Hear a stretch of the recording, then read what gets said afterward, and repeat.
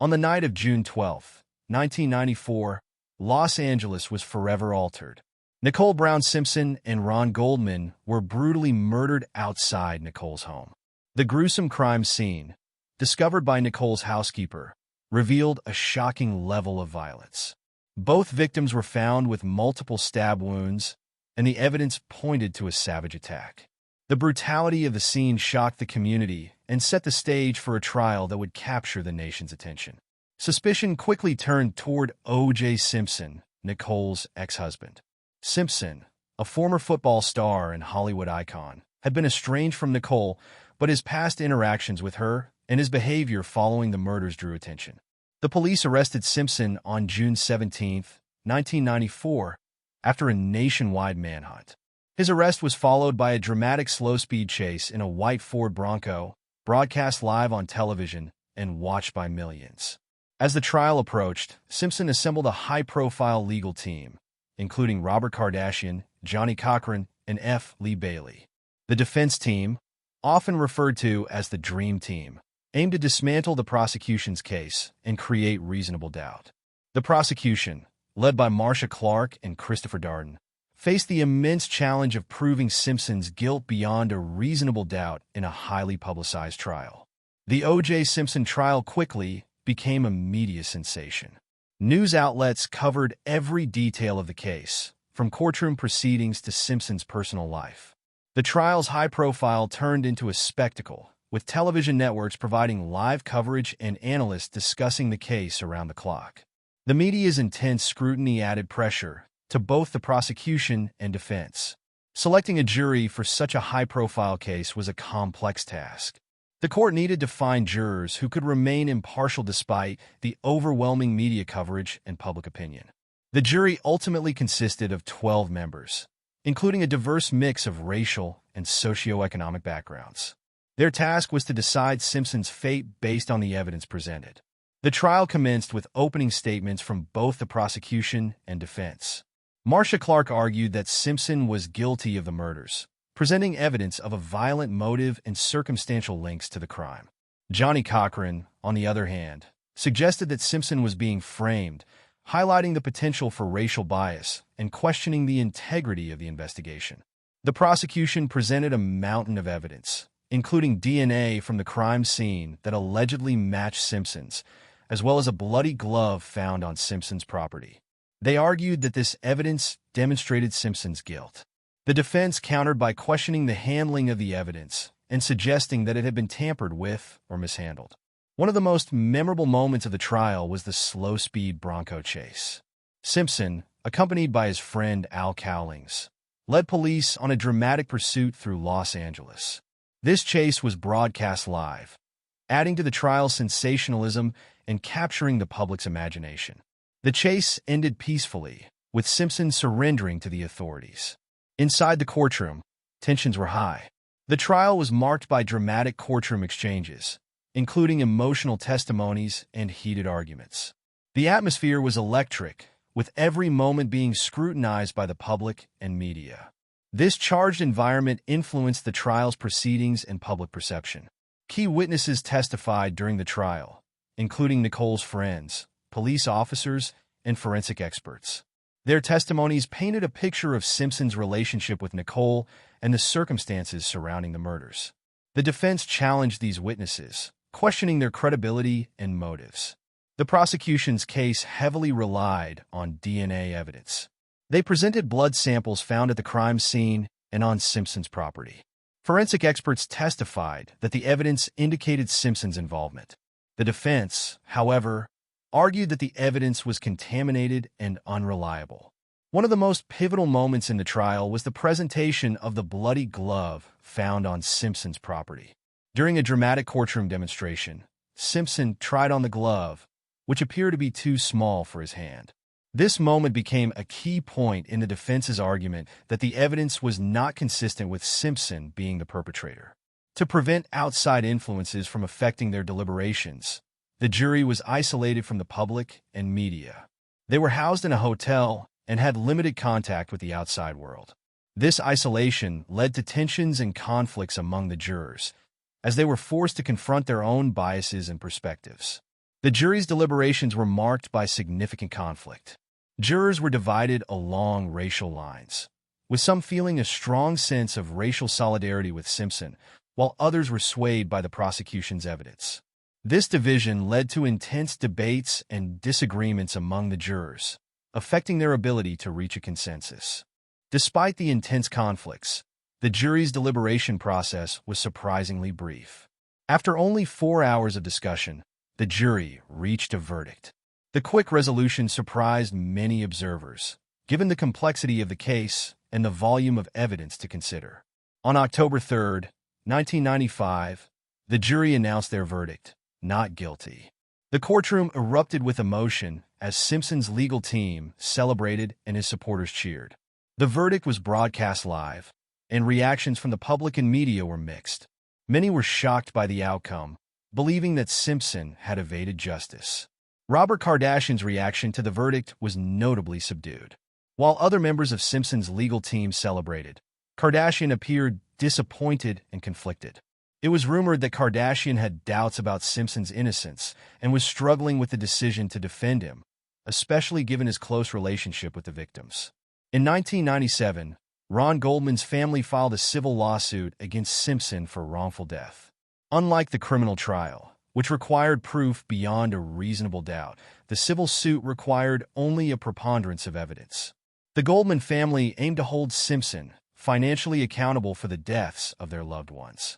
The civil court found Simpson liable for the wrongful deaths of Nicole Brown Simpson and Ron Goldman. Simpson was ordered to pay $33 million in damages to the victims' families. Despite the verdict, Simpson only paid a fraction of the amount, leaving the Goldman family to pursue other avenues for compensation. Following the trial, Simpson's life took a dramatic turn. Despite being acquitted of the murders, he faced significant public backlash and lost many of his professional and personal connections. He struggled with the financial consequences of the civil suit and the negative impact on his reputation. In 2007, Simpson published a book titled IfIDidIt, which presented a hypothetical account of how he might have committed the murders if he were the killer. The book's content mirrored the prosecution's theory of the crime, leading many to view it as a confessional.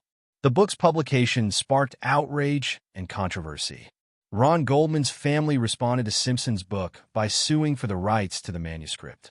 They republished the book with a new cover that obscured the word "if," making it appear as though it said, "I did it." The republished book aimed to capitalize on the controversial content while directing profits to victims' charities. Proceeds from the republished book were split between charities, including the Nicole Brown Charitable Foundation and the Ron Goldman Foundation for Justice. These organizations supported victims of domestic violence and other wrongful acts. The Goldman family aimed to use the book's proceeds to further these causes and provide support to those in need. Simpson's legal troubles did not end with the civil suit. In 2008, he was convicted of kidnapping and armed robbery for a separate incident involving the theft of sports memorabilia. Simpson, along with 3 accomplices, stormed into a Las Vegas hotel and demanded the return of items he claimed were rightfully his. The Las Vegas incident occurred when Simpson and his associates entered a hotel room, holding 2 traders at gunpoint. The traders were forced to hand over memorabilia, including Simpson's personal items. The dramatic nature of the robbery and the violence involved led to Simpson's arrest and conviction. Simpson was sentenced to 33 years in prison for his crimes. The trial received significant media coverage, and Simpson's behavior during the robbery was scrutinized. The sentencing marked a dramatic turn in Simpson's post-trial life, as he faced a lengthy prison term. During his time in prison, Simpson faced various challenges, including adjusting to life behind bars and dealing with the consequences of his convictions. He was incarcerated for nearly 5 years before being released on parole in 2013. Simpson's release from prison in 2013 was met with mixed reactions. While some were relieved that he was free, others were angered by his return to society. The media once again covered Simpson's life, focusing on his reintegration and the ongoing impact of his legal troubles. The publication of IfIDidIt and its subsequent republishing had a lasting impact on public perception of Simpson. The book's controversial nature and the discussion surrounding it contributed to the ongoing fascination with the case and Simpson's life. The O.J. Simpson trial raised important questions about the justice system, racial dynamics, and media influence. The trial highlighted the challenges of achieving justice in high-profile cases and the impact of public opinion on legal proceedings. Simpson's status as a celebrity played a significant role in the trial's dynamics. His fame and public persona influenced the case and the way it was perceived by the public. The trial highlighted the complexities of celebrity influence on legal matters. The media's coverage of the trial raised ethical questions about journalism and its role in shaping public opinion. The sensationalism and constant reporting of the case impacted the trial's proceedings and public perception of justice. Nicole Brown Simpson and Ron Goldman's deaths left a lasting impact on their families and communities. Their legacy continues through the charitable work of organizations dedicated to preventing violence and supporting victims' families. The trial had a significant impact on legal proceedings and courtroom strategies. It highlighted the need for reforms and raised questions about the effectiveness of the justice system in handling high-profile cases. The O.J. Simpson trial divided public opinion, with many viewing Simpson as either a symbol of racial injustice or a man who evaded justice. The case continues to be a topic of discussion and analysis, reflecting the complexities of public opinion in legal matters. The trial prompted discussions about the evolution of the legal system and the need for reforms. It highlighted the challenges of managing high-profile cases and the impact of media and public scrutiny on legal proceedings.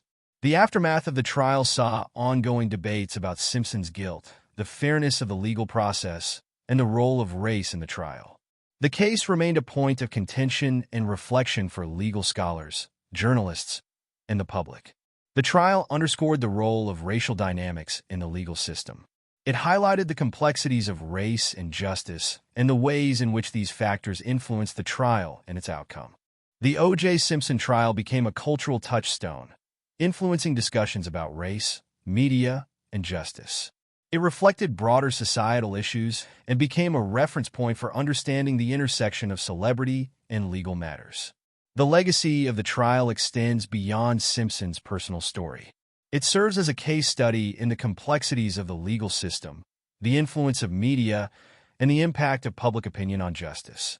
Public fascination with the trial endures, with numerous books, documentaries, and discussions exploring various aspects of the case.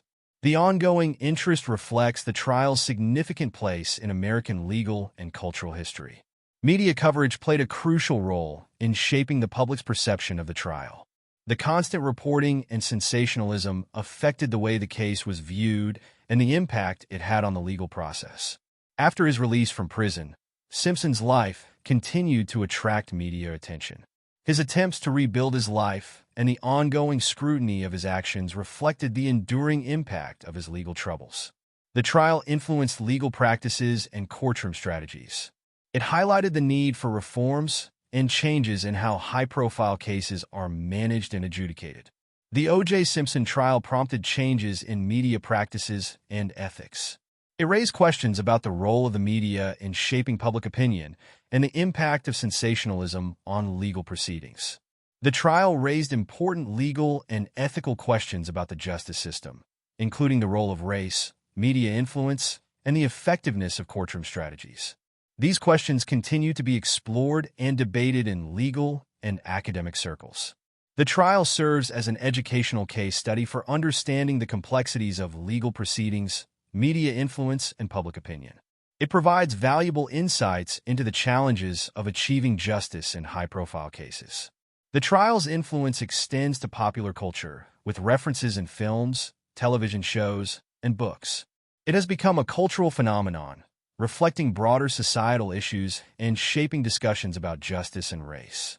The debate surrounding Simpson's guilt and the trial's outcome continues. Discussions about the case reflect broader societal issues and the complexities of the legal system. The O.J. Simpson trial remains a landmark case in American legal history.